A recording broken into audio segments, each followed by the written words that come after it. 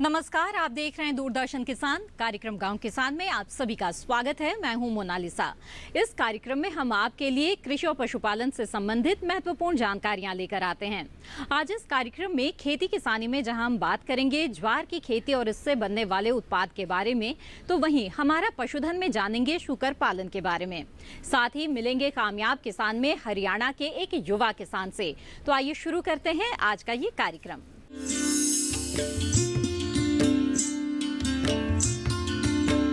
कार्यक्रम के पहले सेगमेंट खेती किसानी में आज हम बात करने जा रहे हैं मोटे अनाज की श्रेणी में आने वाले ज्वार की।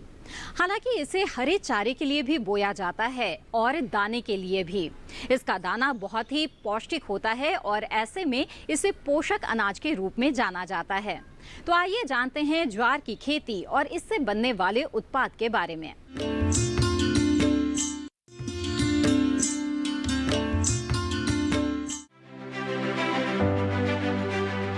ज्वार हमारे यहाँ मोटे अनाज में आता है।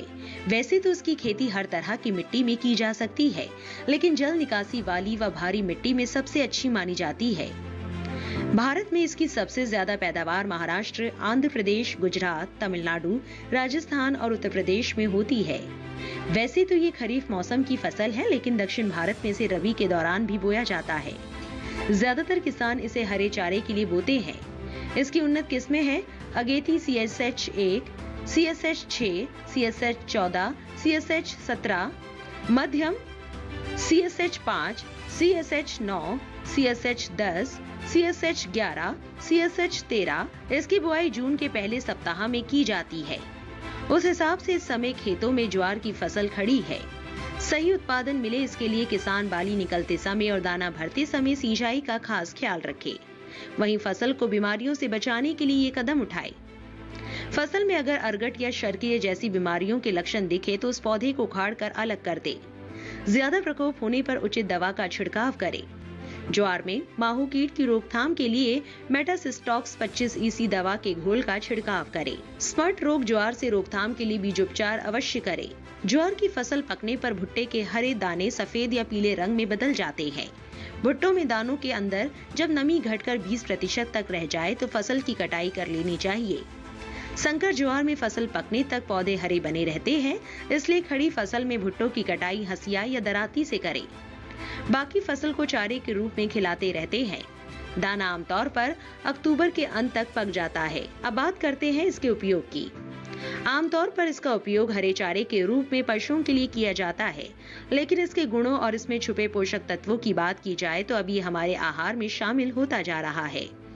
ज्वार में प्रोटीन, कार्बोहाइड्रेट, कैल्शियम, फाइबर पाया जाता है, जो हमारे शरीर को सुचारू रूप से चलाने में सहायक है। इसके अलावा लोग ज्वार को इस तरह से भी इस्तेमाल कर सकते हैं। ज्वार को चावल के स्थान पर उपयोग में लाकर बिस्किट, कुकीज या अन्य उत्पाद बनाए जा सकते हैं।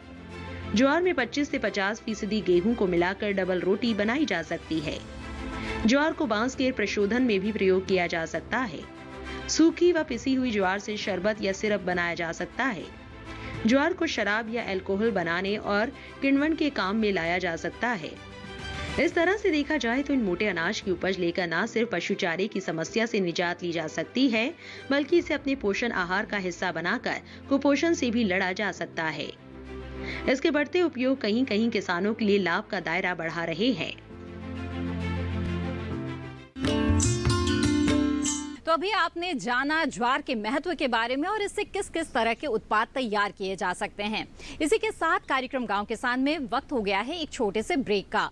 ब्रेक के बाद जानेंगे शूकर पालन के बारे में। अगले सेगमेंट हमारा पशुधन में। आप बने रहें दूरदर्शन किसान पर।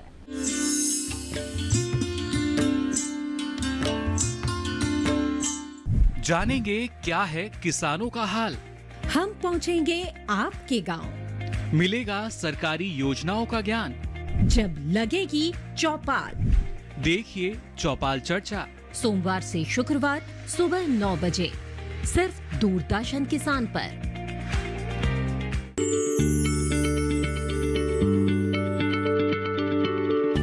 क्या आप किसी बीमारी से परेशान हैं? चाहते हैं डॉक्टर की सलाह? तो हम हैं आपके साथ, बताएंगे आपको जीने की राह। समस्याएं आपकी, समाधान देश के मशहूर विशेषज्ञों के। घर बैठे बात करें देश के जाने माने डॉक्टरों से। हमारे लाइव प्रोग्राम स्वस्थ किसान में हर शनिवार शाम 6 बजे से 7 बजे तक। खुशहाल होंगे खेत, पशु रहेंगे स्वस्थ, सरकारी स्कीम का होगा लाभ। जब एक्सपर्ट्स का मिलेगा साथ, आपके सवाल विशेषज्ञों के जवाब, सिर्फ एक फोन कॉल की दूरी पर। देखिए किसानों का अपना प्रोग्राम हेलो किसान, सोमवार से शुक्रवार शाम 6 बजे से सिर्फ दूरदर्शन किसान पर।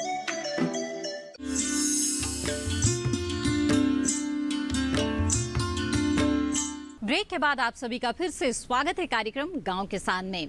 हमारा पशुधन में आज हम बात करेंगे शूकर पालन की, जो कि एक ऐसा व्यवसाय है जो आपको कम समय में ज्यादा मुनाफा दिला सकता है। इसके साथ ही ये हमारी खाद्य व्यवस्था में भी महत्वपूर्ण सहयोग करता है। तो शूकर पालन कैसे करें, जानने के लिए देखिए हमारी ये खास रिपोर्ट।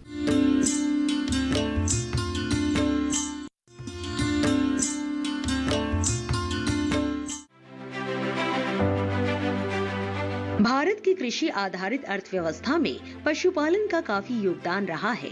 लगातार डेयरी और मांस उत्पादन में वृद्धि देखी जा रही है, लेकिन पिछले 15 सालों में मांस उत्पादन में शूकर मांस का योगदान केवल 10% ही रहा है। लेकिन बढ़ती खाद्य मांग को देखते हुए शूकर पालन मुनाफे का व्यवसाय हो सकता है, जिसके लिए जरूरी है उचित प्रबंधन, पोषण और प्रजनन की तकनीकों को जानना। यदि सही तरीकों से शूकर पालन किया जाए तो आय और रोजगार दोनों में वृद्धि की जा सकती है। गांवों से लेकर शहरी इलाकों में लोग इस व्यवसाय में रुचि ले रहे हैं। शूकर पालन कम पूंजी और कम जगह से शुरू किया जा सकता है। अच्छी बात यह है कि करीब 1 साल में ही इससे मुनाफा होने लगता है। हमारे देश में पशुपालन की बात होती है तो खासकर गाय, भैंस और बकरी का जिक्र आता है, लेकिन शूकर पालन करके भी बेहतर मुनाफा लिया जा सकता है। खासतौर से शूकर पालन की पूरी लागत का करीब 80% खर्च इनके आहार पर व्यय होता है।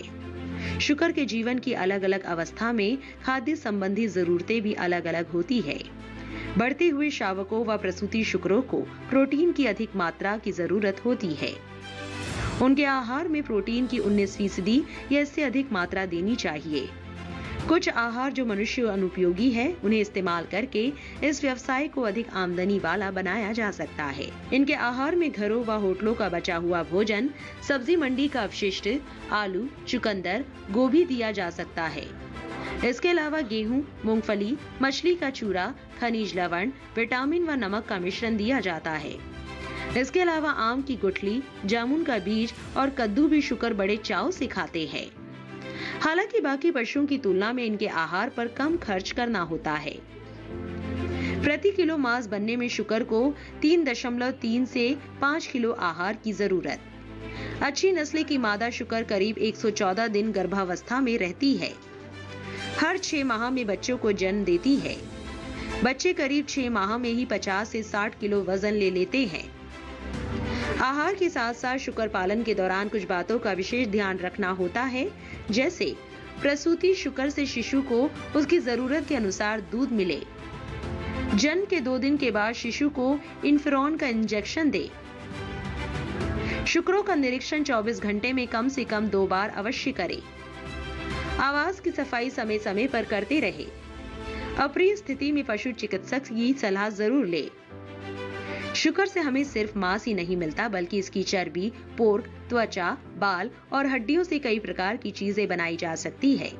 इस तरह कुछ बातों का ध्यान रखकर किसान शूकर पालन से अच्छा मुनाफा कमा सकते हैं। लेकिन इसके लिए पशुपालक को चाहिए कि शूकरों के आवास, आहार, स्वास्थ्य का सही प्रबंधन करे।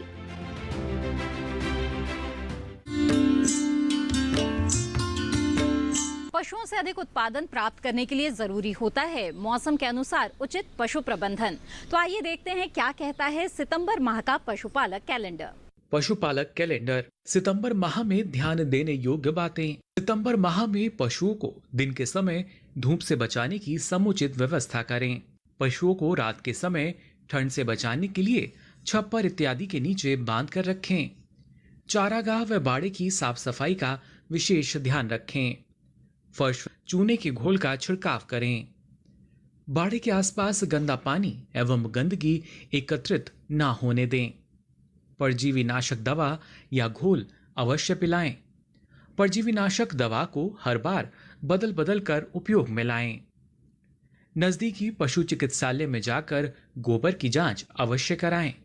मेमनों को इंटेरोटॉक्सीमिया रोग का टीका लगवाएं। कोलिबेसिलोसिस, साल्मोनेलोसिस, कवक फफूंदी, गलघोटू एचएस और लंगड़ी बुखार यानी बीक्यू के टीके पशु में अवश्य लगवा लें। रोग होने पर पशु चिकित्सक से तुरंत संपर्क करें। तो ये थी पशुपालन से जुड़ी हुई बेहद ही महत्वपूर्ण जानकारी। इसी के साथ कार्यक्रम गांव किसान में वक्त हो चला है एक और छोटे से ब्रेक का। ब्रेक के बाद देखेंगे कामयाब किसान। आप बने रहें दूरदर्शन किसान पर।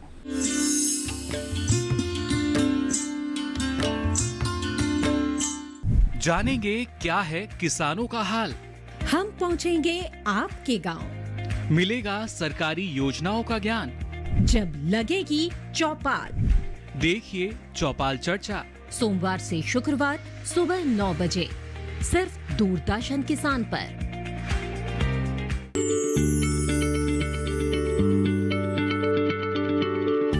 क्या आप किसी बीमारी से परेशान हैं? चाहते हैं डॉक्टर की सलाह? तो हम हैं आपके साथ। बताएंगे आपको जीने की राह। समस्याएं आपकी, समाधान देश के मशहूर विशेषज्ञों के। घर बैठे बात करें देश के जाने माने डॉक्टरों से। हमारे लाइव प्रोग्राम स्वस्थ किसान में हर शनिवार शाम 6 बजे से 7 बजे तक। खुशहाल होंगे खेत, पशु रहेंगे स्वस्थ। सरकारी स्कीम का होगा लाभ। जब एक्सपर्ट्स का मिलेगा साथ, आपके सवाल, विशेषज्ञों के जवाब, सिर्फ एक फोन कॉल की दूरी पर। देखिए किसानों का अपना प्रोग्राम हेलो किसान, सोमवार से शुक्रवार शाम 6 बजे से सिर्फ दूरदर्शन किसान पर।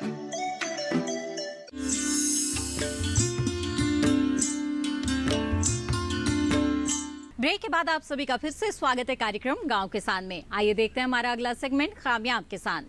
बढ़ते रसायन के उपयोग ने हमारे स्वास्थ्य और पर्यावरण पर नकारात्मक प्रभाव डाले हैं। ऐसे में किसान तेजी से जैविक खेती को अपना रहे हैं। जैविक खेती में सबसे लोकप्रिय और महत्वपूर्ण है वर्मी कंपोस्ट, और ये आसानी से किसानों को उपलब्ध हो, इसके लिए हरियाणा के कुरुक्षेत्र में रहने वाले एक युवा किसान ने की है अभिनव पहल।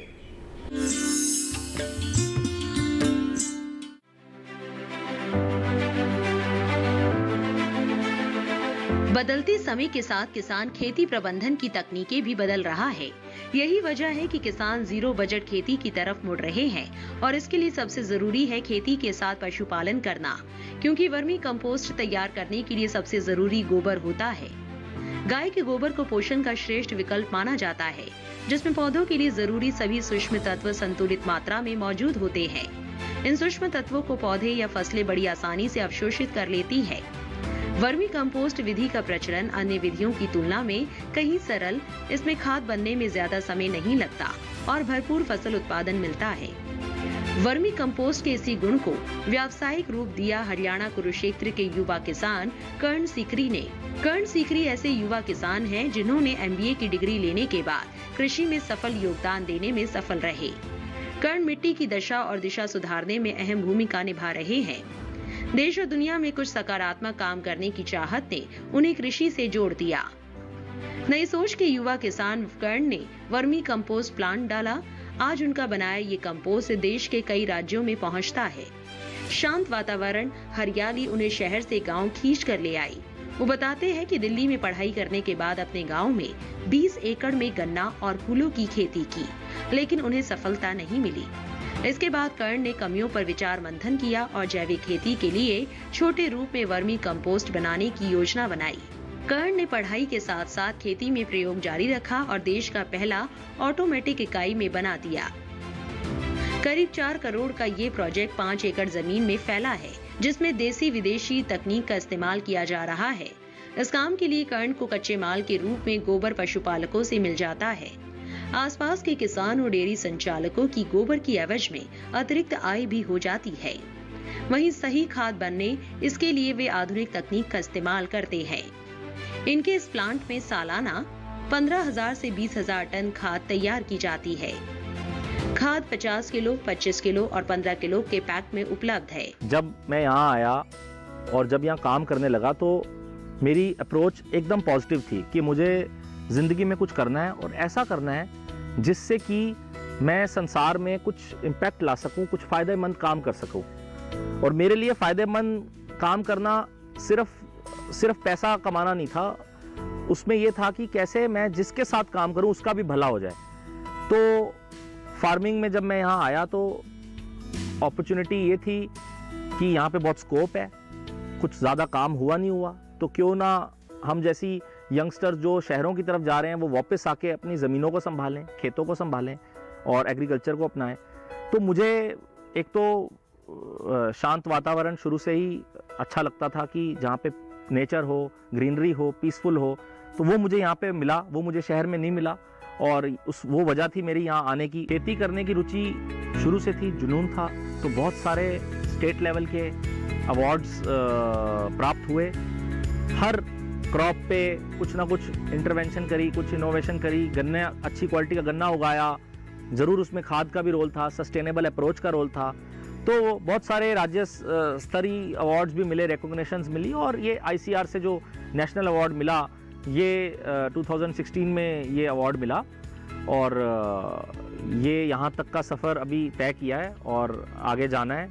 और मेरा किसानों से यही संदेश है कि एक्स्ट्रा ऑर्डिनरी सोचने से ही हम एक्स्ट्रा ऑर्डिनरी बन सकते हैं। अगर हम अपने आप को वहीं का वहीं सोच लेंगे, अपने आप को इतना कंडीशन कर लेंगे कि नहीं कुछ हो सकता, तो बड़ा मुश्किल है। आप लोगों को ये सोचना चाहिए कि आपके पास एक पोटेंशियल है, आपके पास ज़मीन है और उस ज़मीन में आप कुछ भी खड़ा कर सकते हो।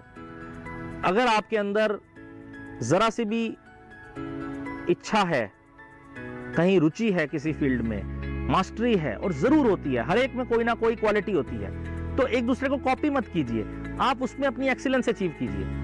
ICAR का जो नई वैरायटी उन्होंने निकाली जय गोपाल, उसके हम ब्रीडर बन गए। आज हम सबसे बड़े ब्रीडर हैं हिंदुस्तान में ICAR के जय गोपाल वैरायटी के, जो कि ज़्यादा गर्मी में कामयाबी है उस वैरायटी में। तो ये 2 वैरायटियाँ मेनली है जिनमें हम काम कर रहे हैं और इसके अलावा हम लोग और कोशिश कर रहे हैं कि हम लोग अपनी और वैरायटियाँ डेवलप करें। यहाँ पे हम लोग उनकी ब्रीड को एक्सपेरिमेंट करते हैं, चेंजेस करते हैं, ये चेंज करते हैं कि कैसे किस पैटर्न पे अर्थवर्म कैसा वर्क कर रहा है, कैसे उसका हम क्रॉस बनाएं।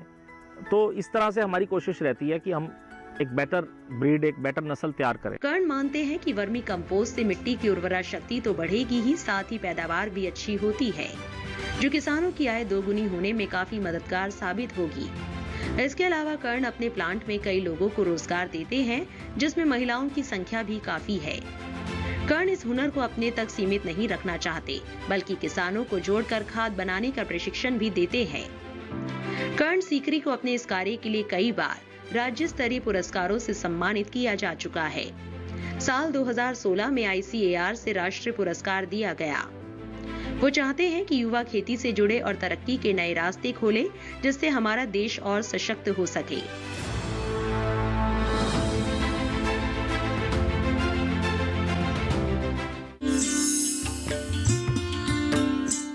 ये था आज का गांव किसान कार्यक्रम।